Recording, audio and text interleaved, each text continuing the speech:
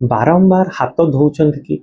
बारंबार जिनस सफा सफी करुछन्ति कि एतिकी कला परे भी मन भरुनी मन को बारंबार आशंका आसुची जे सबु मैला अछि सबु गंदगी अछि कि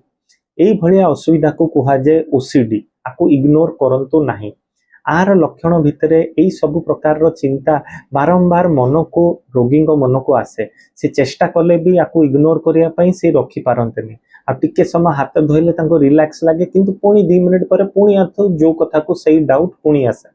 आज को खाली रोगी हैरान हुअंतनी रोगी सांगे थिबा घरे भी लोक भारी हैरान हुअंती कारण कौन तांको भी से 1 मिनिट जगह 15 मिनिट हाथ धोआंती घर बाहर को भीतर को आसिला परे बारंबार हाथ आ गोड़ न धोइला जाए से घर भीतर को छाड़ती ना पिला मान को घर बाहर को खेलिया को छाड़ती ना जितेबाला कि यार उल्लंघन करती सी तुरंत रागिकिना पाटितुंड करती तो आकु इग्नोर करंतु नहीं। एटा छोटिया लक्षण नुह एटा गोटे मानसिक बीमारी जहाँ ना है ओसीडी जदि आपण को आर लक्षण देखा जाउची निज पाखरे थिबा एमबीबीएस एमडी मनोचिकित्सक पाखु जाइकिना आर तुरंत निराकरण पाई ट्रीटमेंट स्टार्ट करंतु।